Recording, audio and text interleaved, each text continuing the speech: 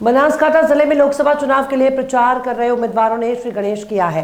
वहीं दोनों पार्टियों के उम्मीदवार गांव के लोगों से मुलाकात कर रहे हैं। आज थराद तालुक के कारबुन गांव में बाबा विधायक और कांग्रेस के लोकसभा उम्मीदवार गैनीबेन ठाकरे धन्यवाद ज्ञापन में शामिल हुए। काक परिवार की कुलदेवी हरसिद्धि माता जी की जयंती संतों के सानिध्य में हुआ भव्य कार्यक्रम। इस कार्यक्रम में कांग्रेस प्रत्याशी गैनीबेन ठाकरे ने संत नागरवन बापू,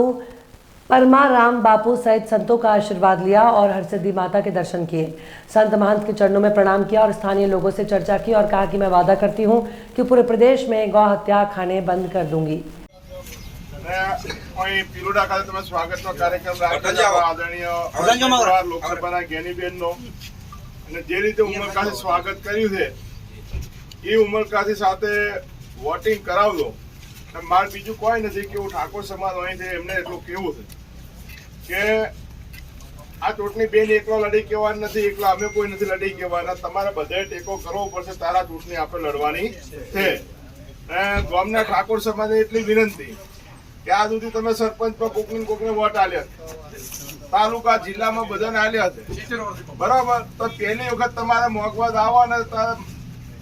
मारो समाज हो, जागीदार समाज हो, पटेल समाज हो, रबारी समाज हो, जे पण समाज है गाम में दलित समाज है,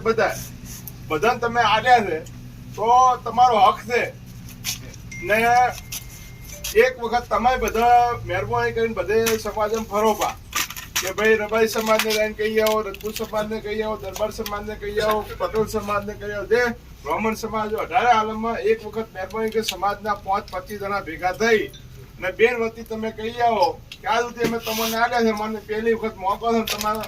સમયની અંદર તમને બધાની હાથવાની જવાબદારી એ મારી પોતાની અને અમારા સૌ આગેવાનોની રહેશે અને હું ખાતરી આપું છું કે મેં કીધું એમ કે તમે વેદ રમશો તો હું હમણાં વેદ રમીશ, એમાં ક્યાંય પીછેહટ નહીં કરું। આ લોકસભાની ચૂંટણીમાં કોંગ્રેસ પાર્ટીએ ટિકિટ આપી છે તો આ વિસ્તારમાં હું આપની હાજરીમાં બાપુ એટલી ખાતરી આપું છું કે પક્ષનો આદેશ કે બીજું જે હોય તે,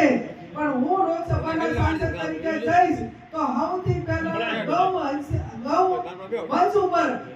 તેનો હત્યા બંધ થાય એના માટેનો સૌથી પહેલો અવાજ હું ઉઠાવીશ અને રેકોર્ડ પર ઉઠાવીશ। એના માટે કરીને ઘરે આવવું પડે કે જે કંઈ એનું બલિદાન આપવું પડે, પણ સંતો પાસે હું આ વચન આપું છું અને સંતો વચ્ચે બોલું છું ત્યારે માં જગદંબા માં હરસિદ્ધિ માતાના એ કામ માટે આશીર્વાદ મળે, સંતોના આશીર્વાદ મળે અને આપ સૌના આશીર્વાદ મળે એ શબ્દો સાથે આપ સૌનો ખૂબ ખૂબ હૃદયપૂર્વક આભાર વ્યક્ત કરું છું।